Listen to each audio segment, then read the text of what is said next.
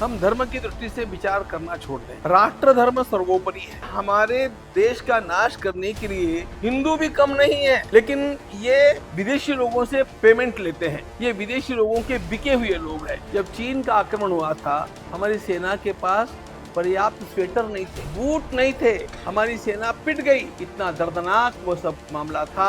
America के साथ टक्कर लेते समय हमारे माननीय प्रधानमंत्री जी ने ये कह दिया, मैं किसी भी कीमत पर मेरे देश के किसानों का नुकसान नहीं होने दूंगा। राम जन्मभूमि अयोध्या के पास कोई मस्जिद नहीं है।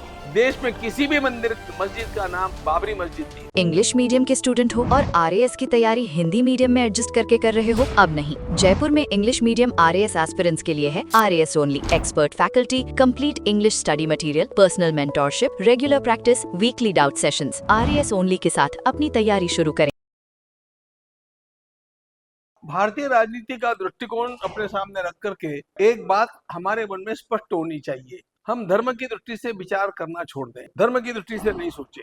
हमें सोचना ये चाहिए, राष्ट्र धर्म सर्वोपरि है। इसलिए भारत माता के लिए और भारत की संस्कृति के लिए जो जो अनुकूल लोग हैं, वे किसी भी धर्म के होंगे, हमें उनका स्वागत ही करना चाहिए। समस्या कहाँ आती है? समस्या आती है वो किसी भी धर्म का होगा, लेकिन बाहर के देशों से प्रभावित होकर के और उनके द्वारा पेड़ रह करके और उनकी वकालत करने के लिए यहाँ पर जब यहाँ की राजनीति को अस्थिर करने का प्रयास करते हैं, ऐसे विधर्मी लोगों के द्वारा प्रेरित लोगों के विरोध में हम लोगों को खड़ा होना चाहिए। अब इसमें आप एक बात देखेंगे, धर्म का विचार मत कीजिए। आज भी हम देखते हैं कि हमारे देश का नाश करने के लिए जितनी संख्या में अन्य धर्म के भी लोग खड़े होंगे, हिंदू भी कम नहीं है, लेकिन ये विदेशी लोगों से पेमेंट लेते हैं। ये विदेशी लोगों के बिके हुए लोग हैं। इसलिए राष्ट्र धर्म को सर्वोपरि मान करके कौन किस प्रकार की उपासना करता है, इसका विचार न करते हुए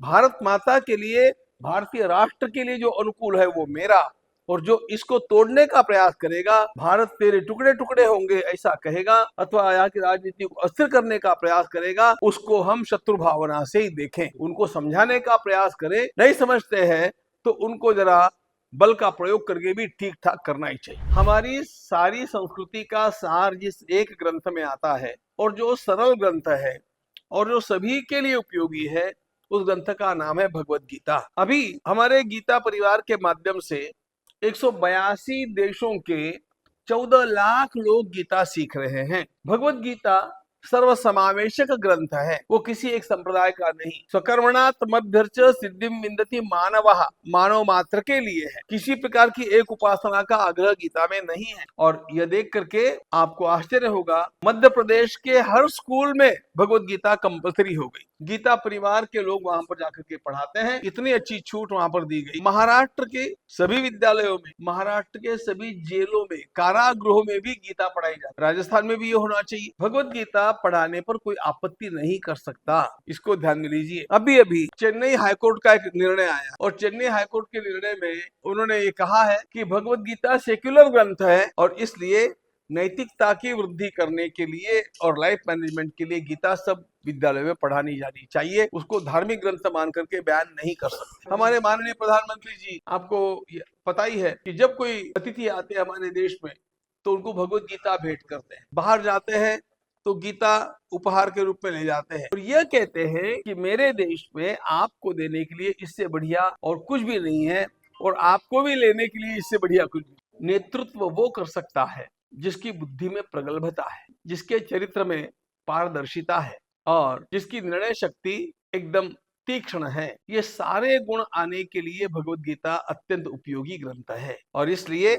मैं तो यही कहूंगा, जिस किसी को जहां पर भी नेतृत्व करना है, उसे भगवत गीता का अध्ययन अवश्य करना चाहिए। आप देखेंगे समाज का, देश का नेतृत्व करने वाले लोकमान्य तिलक जी है, गांधी जी है, वीर सावरकर जी है, हमारे प्रधानमंत्री जी है, सब लोगों ने गीता को अपनाया। इसलिए गीता को अपनाने से अपनी बुद्धि को एक निखार प्राप्त होता है, व्यक्तित्व में एक विशेष आयाम जोड़ा जाता है। इसलिए हर नेता को गीता का अध्ययन करना उसकी क्षमता की वृद्धि की दृष्टि से अत्यंत उपयोगी रहेगा। राम जन्मभूमि के विषय की अपेक्षा मथुरा की जन्मभूमि का जो विषय है वह बहुत सरल है, ज्यादा विशेष उसमें मशक्कत करने की आवश्यकता नहीं है। राम जन्मभूमि के लिए तो आंदोलन करना पड़ा और आप सब वो इतिहास जानते हैं। कृष्ण जन्मभूमि का मामला पहले से न्यायालय में, हम लोग उसको इसलिए वेग से आगे नहीं ले जा रहे थे कि एक समय में अनेक समस्याएं सामने नहीं खड़ी करनी चाहिए। न्यायालय भी और न्यायालय के हमारे सारे साथी भी अब इसके लिए तैयार है और वह मामला बहुत ही जल्दी सुलझ जाएगा, ऐसा विश्वास है। कि हम लोगों को अपना सद्भाग्य मानना चाहिए कि इस प्रकार का एक अद्भुत नेतृत्व हम लोगों को प्राप्त हुआ है। आपने मुझे उनके व्यक्तित्व के बारे में थोड़े में बतलाने के लिए कहा, मामला बहुत लंबा है। जो मैं देख रहा हूँ, हमारी संस्कृति के जितने भी जीवन मूल्य हैं, उन सब जीवन मूल्यों का पुनरुत्थान करने में लगे हैं। एक बात अंतःकरण में पक्की जमी हुई है कि सारे संसार का कल्याण करने के लिए भारत को समर्थ होना पड़ेगा, क्योंकि भारत की संस्कृति एक ही संस्कृति ऐसी है, सर्वे भवन्तु सुखिनः कहती है, वसुधैव कुटुंबकम कहती है। हम आक्रमण करने वाले लोग नहीं हैं, हम संरक्षण करने वाले लोग हैं। लेकिन जिसको संरक्षण करना है वो स्वयं समर्थ नहीं होगा तो संरक्षण कैसे करेगा? ये सोच करके इस महान व्यक्तित्व ने अपना संपूर्ण जीवन अनुशासनबद्ध बनाया। सबसे पहली बात, देश की सीमा की सुरक्षा। आज हमारी सेनाएं, उनका जो मनोबल है वो पहले कभी नहीं था। कौन ऐसा आपको मिलता है बोलो जो हर दीपावली सेना के साथ बिताता है? सेना को जिनके लिए इतना अपनापन निर्माण हो गया है। मेरे बचपन की बातें याद आती है। जब चीन का आक्रमण हुआ था, हम विद्यालयों में पढ़ते थे, तब हमने क्या सुना, क्या देखा। हमारी सेना के पास पर्याप्त स्वेटर नहीं थे, बूट नहीं थे, हमारी सेना पिट गई। इतना दर्दनाक वो सब मामला था। ऐसे ऐसे सैनिकों को बेरहमी से मारा गया। सेना की दुर्दशा देश की दुर्दशा का कारण बन जाता है। इसलिए उन्होंने सेना को संभाला। लाल बहादुर शास्त्री ने जय जवान जय किसान ये नारे के रूप में दी हम लोगों को। आप देखेंगे अमेरिका के साथ टक्कर लेते समय हमारे माननीय प्रधानमंत्री जी ने ये कह दिया, मैं किसी भी कीमत पर मेरे देश के किसानों का नुकसान नहीं होने दूंगा। पागल अमेरिकन इतना पीछे पड़ा हुआ है, लेकिन हमारा देश झुक नहीं रहा है।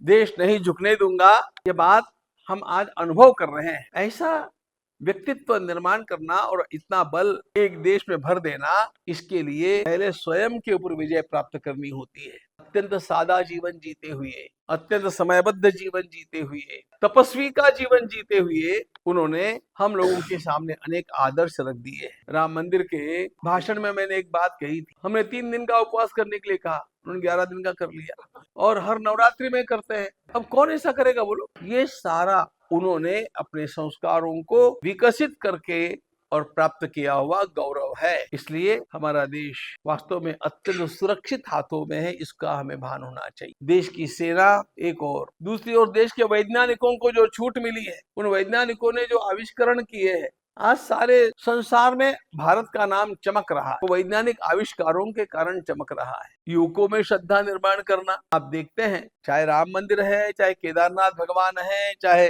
हमारे उज्जैन के महाकाल भगवान है, सर्वत्र जा करके उन्होंने युवकों के मन में जो झिझक थी धार्मिकता के बारे में वो निकाल दी और आज हमारा सारा युवक धर्म प्रेमी बन गया है। इस प्रकार के संस्कार अपने आचरण से देने वाला, अपनी वाणी पर संयम रखने वाला और कभी जल्दबाजी में गलत निर्णय न लेने वाला एक नेता हम लोगों को मिला है। ये देश का सौभाग्य। हम लोगों ने आरंभ से एक बात कही है, राम जन्मभूमि अयोध्या के पास कोई मस्जिद नहीं होगी। देश में किसी भी मस्जिद का नाम बाबरी मस्जिद नहीं होगा। हमें मस्जिद बनाने से कोई आपत्ति नहीं है, मस्जिदें बननी चाहिए, वे प्रार्थना स्थल होते हैं, लेकिन बाबर आक्रमणकारी, आक्रांता का नाम इस प्रकार से किसी भी मस्जिद को देना हम लोगों को मान्य नहीं है। कुछ भी करने के लिए पहले जनता की आवाज उठानी चाहिए, जन आंदोलन की तैयारी करनी चाहिए। इतना ध्यान रखिएगा।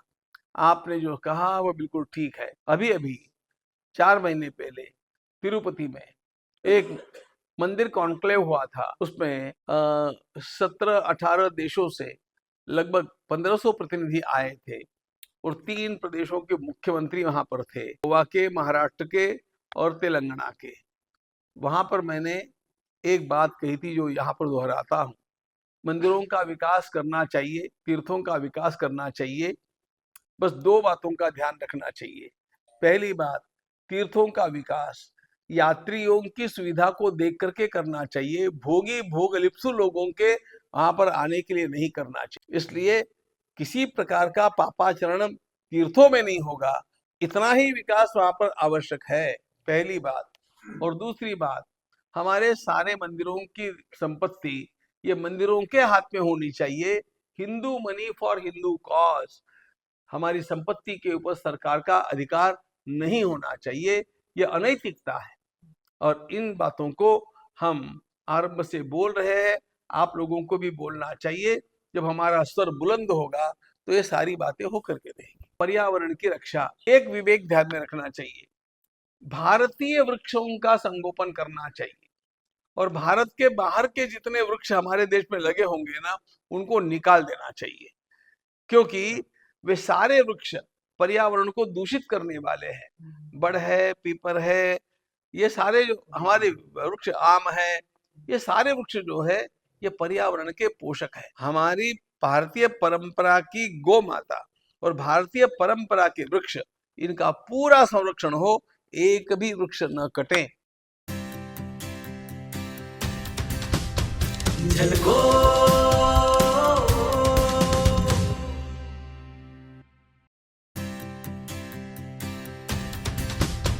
झलको